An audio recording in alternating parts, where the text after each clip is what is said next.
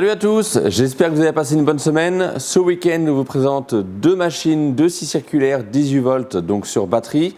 La première, ça va être la Makita, celle-ci, c'est la DHS 680 et ensuite la DeWalt DCS 565. On va parler des caractéristiques tout de suite, on vous présentera chacune des deux machines et ensuite on fera des essais comparés de coupe. Allez, c'est parti! Allez, on va démarrer tout de suite avec la DeWalt qui a une particularité, c'est qu'elle est équipée des nouvelles batteries de chez DeWalt, les PowerStack, qui annoncent une puissance accrue de la machine de 50% et une durée de vie de la batterie 2 fois plus longue. C'est-à-dire que si une batterie standard, vous la rechargez 200 fois avant qu'elle soit morte, là ils annoncent que vous pouvez du coup la recharger 400 fois.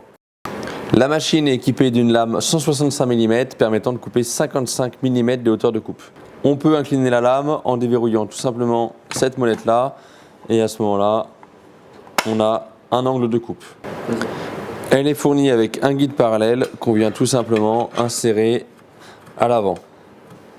Sur l'arrière on retrouve la sortie d'aspiration, le logement pour la batterie, comme vous pouvez voir on a une batterie qui est très compacte, la manette qui permet de régler la plongée et on retrouve les graduations à l'intérieur. Au niveau du moteur, on va retrouver, donc, comme maintenant la plupart des machines de cette gamme-là, un moteur brushless, c'est-à-dire qu'il n'y a pas de charbon, on a moins de frottement, donc du coup on a une autonomie de la batterie qui est plus importante et surtout on a un moteur qui va tourner plus vite et on va avoir plus de couple. On retrouve un éclairage qui va nous permettre d'éclairer la zone de travail. Et enfin, on remarquera un capot de protection de lame en plastique.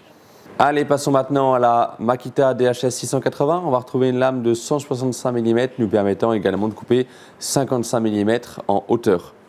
De la même manière, une molette qui va nous permettre de régler l'inclinaison de la semelle. Sur le côté droit, la molette qui se déverrouille nous permettant de régler la profondeur de coupe avec la graduation qu'on retrouve ici. Sous la poignée, on retrouve un indicateur de niveau de charge qui nous permet à chaque début de coupe de savoir exactement où est-ce qu'on en est. Elle est également équipée d'un éclairage de zone de travail. Pareil que l'autre, on a une sortie d'aspiration et le logement de la batterie. Au niveau du carter de protection de lame, on est cette fois-ci sur un carter en aluminium. Et livré avec l'acier également, un guide parallèle qui cette fois-ci vient se mettre sur l'arrière de la machine. Allez, on va passer au changement de lame. Donc on retire évidemment la batterie. On va tourner la machine pour attraper la clé Allen de service. On l'insère et sur le dessus, on a le blocage d'arbre.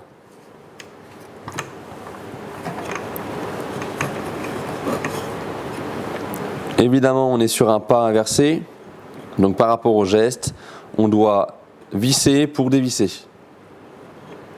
Et inversement pour revisser.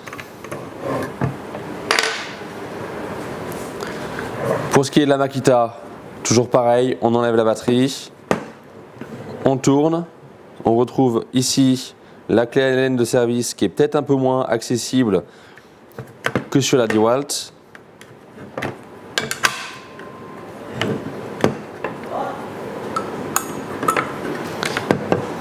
Sur le devant, le blocage d'arbre et pareil que l'autre, on visse, donc sens horaire pour dévisser et anti-horaire pour revisser.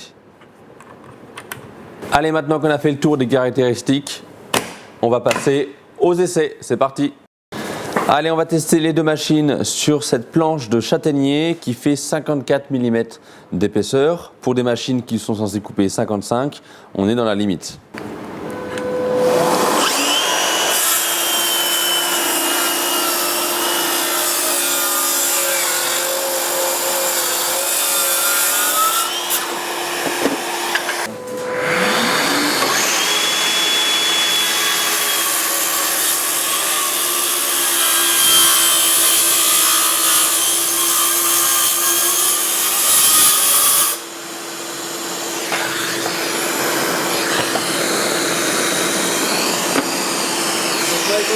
Allez, voilà pour la première partie du test. On a fait une coupe On peut voir que les performances des deux machines sont relativement similaires.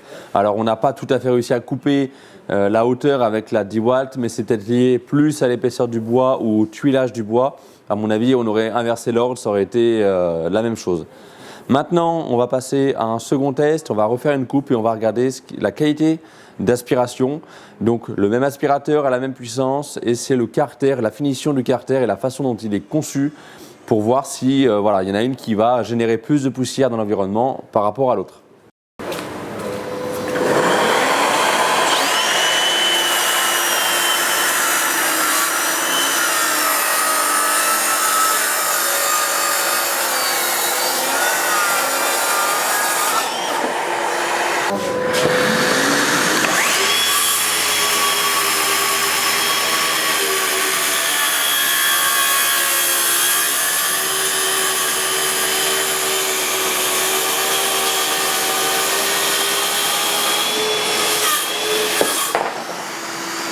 Comme vous pouvez voir, la DeWalt génère un peu plus de poussière. Je pense que c'est lié à la hauteur, c'est-à-dire que la lame ressortant du bois, les copeaux et la poussière sont éjectés ici.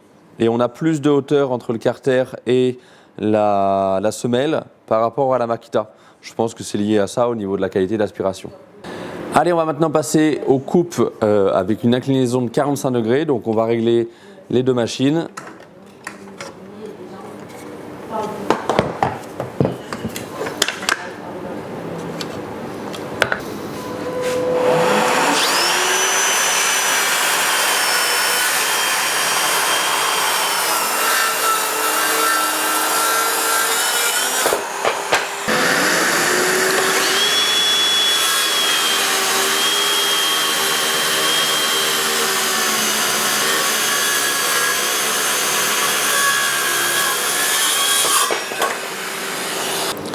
Allez, voilà pour ces deux machines.